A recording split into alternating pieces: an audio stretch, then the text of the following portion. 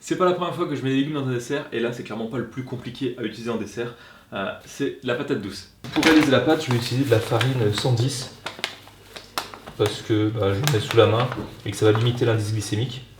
On se prépare pour la semaine qui arrive. Et vu que j'ai pas de beurre, je vais mettre de l'huile pour faire une pâte brisée. Faire un mélange d'huile parce que si chaque huile est bonne dans sa catégorie, autant les mélanger. Pour vraiment accentuer le côté rustique, je vais mettre un petit peu de sucre, complètement brut, qui va apporter une petite couleur. Et aussi un petit goût. Et pour lier le tout, un petit peu de boisson de soja, que je n'ai pas faite. Donc là la pâte elle est prête, j'ai pétri pendant 5 minutes. On va la laisser reposer dans un film plastique le temps que le reste cuise, c'est-à-dire les patates douces. Bon là rien d'exceptionnel, on épluche, on coupe et on fait bouillir. Bon finalement je n'ai fait que deux. Je vais faire cuire avec déjà un petit peu de cannelle et de l'eau quand même. La pâte qui s'est bien reposée, qui est super détendue, franchement elle est cool. Voilà, c'est une tarte comme beaucoup qui a besoin d'une pré-cuisson pour pas que... Surtout que la garniture va être assez liquide. Donc il faut bien cuire la pâte avant. Mais cette pâte est magnifique.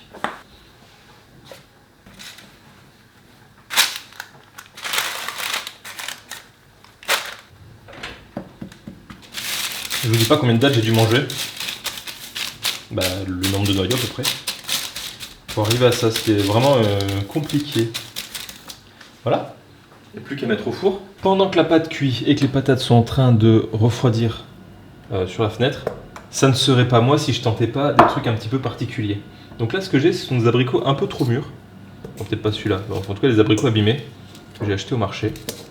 Et je vais les rajouter à la tarte. Parce que pourquoi pas. Patate douce abricot, c'est orange.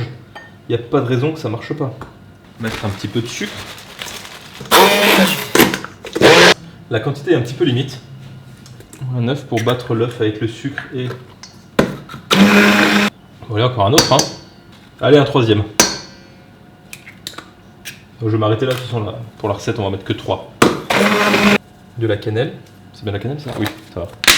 C'est bien de vérifier, ça. Un petit peu de vanille et de la noix de muscade. Vraiment avoir cet aspect un petit peu 4 épices. On va rajouter. Bon, allez, on met tout. Et donc là, pourquoi je le fais pas au mixeur? Je sais pas. J'avais envie de le faire à la fourchette parce que c'est suffisamment bien cuit pour s'écraser. Je sais pas si le mixeur va pas rendre quelque chose de trop lisse. Et ce serait pas moi si c'était trop lisse. Donc là, c'est le moment où j'ajuste un petit peu tout. Donc j'ajoute un petit peu de cannelle. J'ai mis un petit peu d'huile de coco. Et normalement, ce qui est bien, c'est que l'acidité de l'abricot devrait un petit peu contrebalancer le côté un petit peu lourd et fade. Enfin, pas fade, mais un petit peu lourd de la patate douce. Donc là, on devrait avoir quelque chose qui, j'espère, sera pas mal. Voilà, elle n'a pas gonflé, c'est parfait. Ouais, 3 patates douces, ça aurait été, je pense, un peu trop. Et direction au four. À peu près 180-200 degrés. Pendant le temps qu'il faut. Et nous voici juste à la sortie du four. C'est un peu souple. On va laisser refroidir. Doucement, tranquillement, et ça se mange, je pense, à température ambiante, voire tiède. Ou le lendemain froid. Et donc voici cette part de tarte qui se tient très bien. Honnêtement, ça coule pas, les doses sont plutôt bonnes. La taille de la pâte, l'épaisseur est comme il faut. Peut-être un petit peu dur parce que j'ai pas mis les bonnes doses de beurre pour faire une pâte brisée, mais j'ai pas mis de beurre. Sinon là, on est un petit peu sur de la purée sucrée en texture, une mousse. À la sortie du four, c'est un peu plus aérien, c'est un petit peu tassé. C'est un petit peu la tarte automnale qu'on imagine, avec toutes ces épices, cannelle. On peut mettre un peu de gingembre dedans, je pense que ça aurait été pas mal. Ce que j'aimerais faire cette semaine, c'est la continuité du premier défi que j'avais fait, où c'était vraiment sans sucre, mais c'était les sucres rapides, que ce soit glucose, enfin sans sucre. C'était en évitant d'ajouter du sucre. Si je mange un fruit, il y aura forcément du sucre dedans. Sauf que cette fois, je vais privilégier les aliments à indice glycémique bas, c'est-à-dire les aliments qui contiennent des sucres, mais qui normalement ont un effet moindre sur la glycémie dans le sang, sur l'augmentation du taux de sucre dans le sang. Par exemple, le glucose a un indice glycémique de 100, c'est du sucre pur. Et après, les différents aliments, plus ils ont un indice glycémique bas, moins ils devraient faire augmenter la glycémie dans le sang.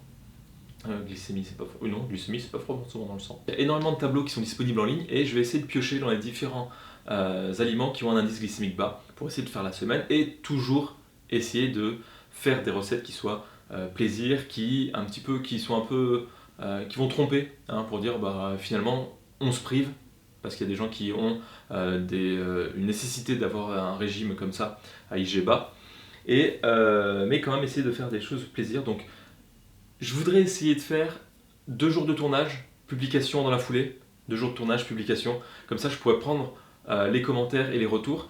Et donc ce que j'aimerais pour commencer la semaine, c'est d'avoir éventuellement quelques petites idées de défis de votre part, ou par exemple, je sais pas moi, faire tel dessert avec tel ou tel ingrédient. Donc là par exemple faire un dessert avec un légume, hein.